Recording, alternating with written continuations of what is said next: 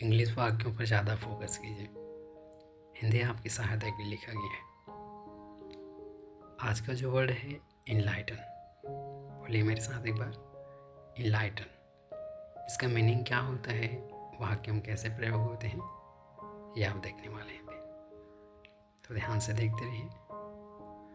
पहला वर्ड है, पहला जो सेंटेंस है, could you please enlighten me about the new office policy.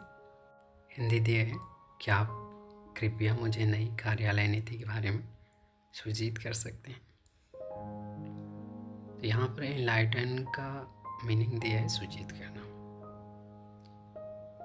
क्या आप कृपया मुझे नई कार्यालय नीति के बारे में सूचित कर सकते हैं, या फिर इसी को मैं इस तरह भी कह सकता हूँ, क्या आप कृपया मुझे नई कार्यालय नीति के बारे में बता सकते हैं। तो इनलाइटन का मतलब सूचित करना, बताना, यह सेंस निकल सकता है, आप कह सकते हैं इसकी जगह पर। Could you please enlighten me about the new office policy. ठीक, बताना, सूचित करना, एक मीनिंग हो गया इनलाइटन का। अगला देखिए, the teacher used a story to enlighten her students on the importance of honesty. Hindi दिए शिक्षक ने अपने छात्रों की ईमानदारी के महत्व पर प्रकाश डालने के लिए एक कहानी का उपयोग किया। ये दिए है, तो यहाँ पर इनलाइटन का मीनिंग क्या दिया है, प्रकाश डालना। प्रकाश डालना तो आप समझते होंगे, माने बेहतर तरीके से समझाना। तो यहाँ पर इनलाइटन का मतलब प्रकाश डालना, या फिर कहें तो बेहतर तरीके से समझाना। ठीक है, और पहले में आपने देखा सूचित करना, बताना, तो इस तरह का सेंस देता है। ठीक है, the teacher used a story, teacher ने एक स्टोरी का उपयोग किया, टू इनलाइटन हर स्टूडेंट्स, अपने शिक्षक, अपने जो स्टूडेंट्स हैं उनको समझाने के लिए, किस विषय पर, on the importance of honesty, honesty के महत्व पर प्रकाश डालने के लिए टीचर ने क्या किया, एक स्टोरी की यूज़ किया। ठीक है, तो इस तरह से जहाँ भी आप इनलाइटन वर्ड देखेंगे तो try to understand and you can understand easily. Okay, तीसरा देखिए, द डॉक्यूमेंट्री, क्या बोलेंगे, documentary was both entertaining and enlightening. यहाँ पर हिंदी दी है, यह डॉक्यूमेंट्री मनोरंजक और ज्ञानवर्धक दोनों थी। डॉक्यूमेंट्री किसे बोला जाता है, वृत्त चित्र आप कह सकते हैं, हिंदी में इसके लिए वर्ड इस्तेमाल होता है। ऐसा फिल्म है जो वास्तविकता को दिखाता हो, किसी व्यक्ति पर आधारित हो, किसी घटना पर आधारित हो, जो रियल हो, माने रियल घटना पर आधारित हो, उसे बोला जाता है डॉक्यूमेंट्री। ठीक है, तो यहाँ पर कहा गया द डॉक्यूमेंट्री वॉज बोथ का मतलब होता है दोनों, इंटरटेनिंग एंड इनलाइटनिंग। तो वो जो डॉक्यूमेंट्री थी वो कैसा है, इंटरटेनिंग है और इनलाइटनिंग है। इनलाइटनिंग का मतलब यहाँ पर दिया है ज्ञानवर्धक, तो इनलाइटनिंग का मतलब यहाँ पर दिया क्या, ज्ञानवर्धक। ठीक है, अब आप देखिए चौथा, the experience of travelling abroad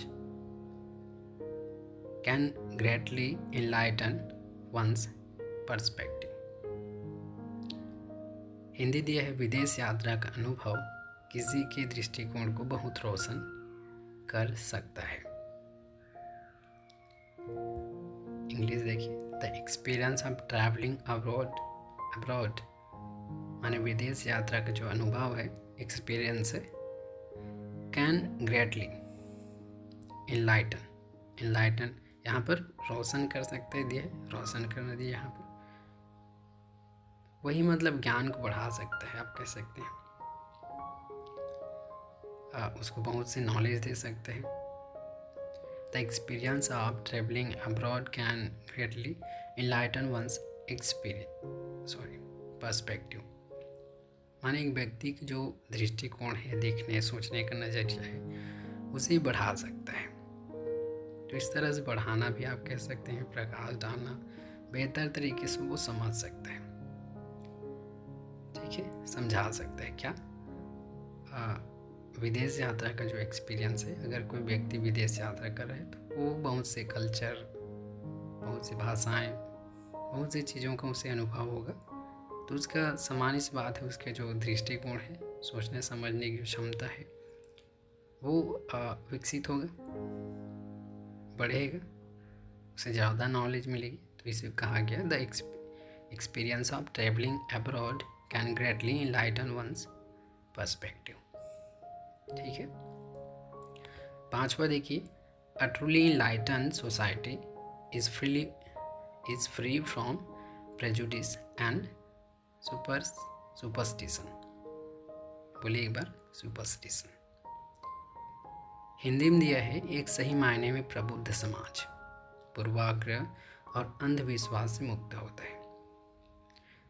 यहाँ पर प्रेजुडिस के लिए वर्ड इस्तेमाल हुआ है पूर्वाग्रह।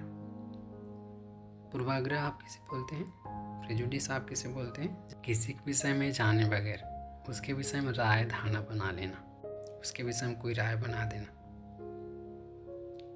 वो होता है पूर्वाग्रह। और सुपरस्टिशन, अंधविश्वास, ये तो आप समझते ही होंगे, माने किसी भी चीज़ का आधार नहीं, कोई सबूत नहीं, और हम उसे मानने लग जाते हैं। तो इस तरह का जो विश्वास होता है उसे अंधविश्वास कहा जाता है। तो यहाँ पर कहा क्या गया कि अ ट्रूली इनलाइटन सोसाइटी। यहाँ पर इनलाइटन का मीनिंग दिया है प्रबुद्ध, चाहे तो आप इसे जागरूक कह सकते हैं, सचेत कह सकते हैं। तो यहाँ पर कहा गया सही मायने में एक प्रबुद्ध समाज, सचेत समाज, जागरूक समाज is free from prejudice and superstition, पूर्वाग्रह और अंधविश्वास से मुक्त होता है। यही इसका मीनिंग हो, यही कहा गया यहाँ पर कि सही मायने में एक प्रबुद्ध जो समाज है वह पूर्वाग्रह और अंधविश्वास से मुक्त होता है। और आप एक लास्ट सवाल देख लीजिए, 6वां। The masters teaching were meant to enlighten his disciples path. यानी गुरु की शिक्षाएं उनके शिष्य के मार्ग को आलोकित करने के लिए थी। यानी गुरु की जो शिक्षाएं हैं वे क्या थी, उसका मतलब क्या था?